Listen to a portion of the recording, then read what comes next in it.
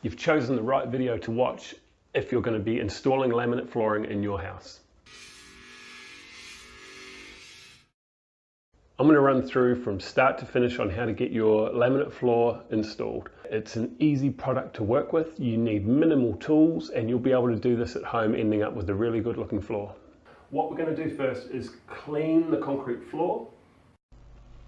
Give the floor a really good clean, scrape off any debris, give it a sweep and a good vacuum, ready for installation. Check that the floor is flat and level. A depression of 3 millimeters over the span of a meter is about the maximum you could get away with. Any more than that on a concrete floor and you'd need to use a self-leveling compound in order to level the floor again. Conversely, any high parts will need to be ground down. On a timber floor, if you've got maybe nail heads, screw heads or end grain sticking up, that needs to be sanded flat, nails punched in. If you've got any squeaks in your timber floor, now's the time to put some extra screws in and get rid of those squeaky floorboards. So to measure your room, measure the width times the length, and that's the area. So we've got 3 meters by 3 meters. We've got to allow 5% of wastage. So we've gotten enough packets of laminate flooring to cover our 9 square meters plus our 5% wastage. Plus if we have any damaged pieces or we've cut some wrong, we're going to have enough. We've left them in the room here for a few days to acclimatise. It's a good idea, but it's not vital. What is vital, you've got to do this. Don't lay your floor right up to where it bumps your skirting or your plasterboard walls or benches or tiles. It expands and it shrinks with temperature and humidity changes. And you've got to leave a minimum of 10 millimeters around the perimeter of your floor so that it can stretch and shrink with the changes in temperature and so on. That gap can be covered up by a bit of quarter round or some skirting later on. As your rooms get bigger, that measurement also increases. Check the manufacturer's specifications for how to calculate how much expansion space you're going to need for your product and for the size of your room. Now, I've been caught out before. I've laid laminate flooring right up to the edge, like from wall to wall, without that expansion gap, and the floor actually buckled in the middle. I had to take the skirting off and cut the flooring down so that it can lay flat again. Don't waste your time doing that. Just make sure you leave that 10 mil around your whole perimeter, 10 mil minimum. Little 10 mil spaces at the minimum all the way around, so as you lay your floor, you've guaranteed that you're going to have that expansion space. You've got to do it. And we're actually going to lay this underlay, this foil back underlay, what do they call it? Underlayment. Underlayment. Surely not. Yep, that's a word. Now let's get this underlayment down. It is 2 millimeter foam for a little bit of cushioning. It's mold and mildew resistant. It is foil backed, so that stops the moisture coming up through the concrete.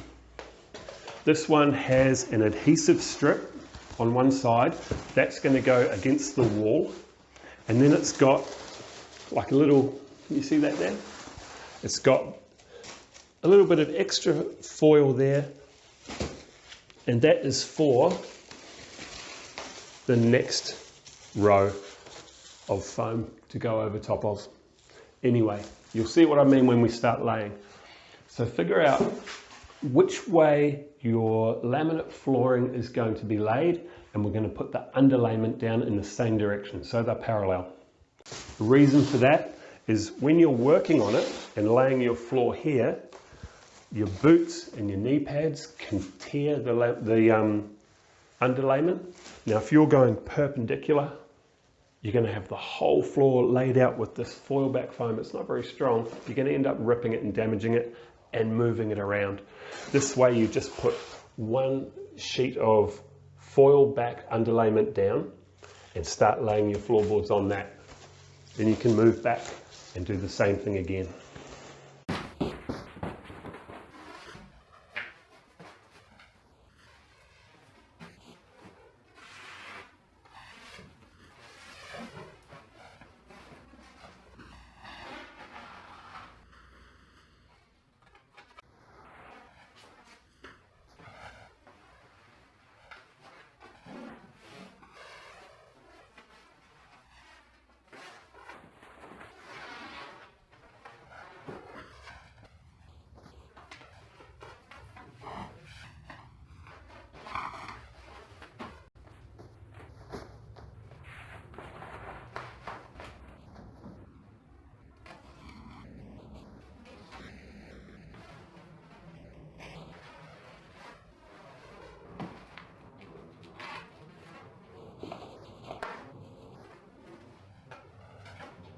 find you need to sometimes just pop a little bit of tape down like that, just to hold the ends down. I like to lay a whole length of flooring at a time. This room's just over 2 planks in length, so you can see how that last piece is going to be really short. It's not ideal. A minimum length of about 300 millimeters is recommended. To combat this, you can start out with a cut plank at the other end, but don't worry, it's not going to go to waste because your offcut will be used later. Alright, let's see if I can talk fast enough to keep up with this guy. Now we can start to lay our flooring down, remembering to allow for expansion. I use some little timber packers in a few places along the wall just to make sure. Now to calculate that expansion gap needed, I work on 1.5 millimeters per meter of flooring. So in a 3 meter room, it would be 3 times 1.5 millimeters. Try and stagger your joins. It helps the floor to lock nicely together, and it looks more natural too because you don't notice a pattern.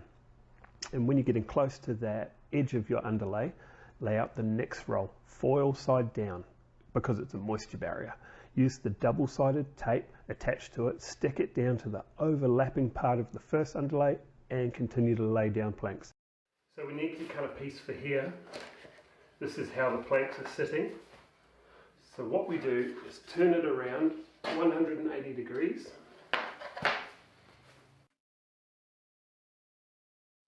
Where these boards intersect is where you're going to make your cut, and just make sure you know which side is your waste or which side your saw blade wants to be of that cut.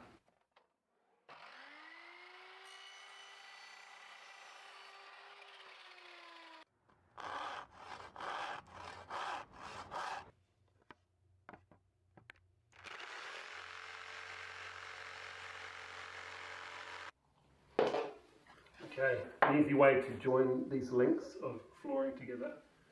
Click them in end to end, or join them end to end. Just move them into position, and then tilt the boards up, like so. Just be careful of this edge along here that you don't damage it.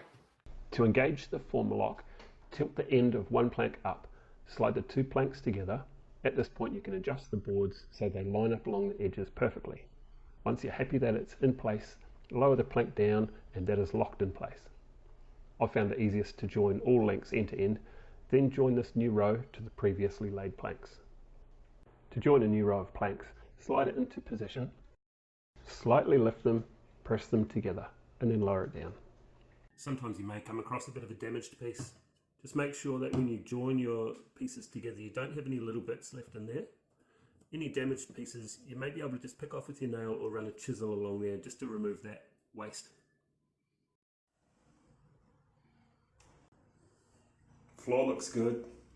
Thanks for watching, guys. Hopefully this video was helpful. If it was, give it a thumbs up and I appreciate that. Thanks for the support.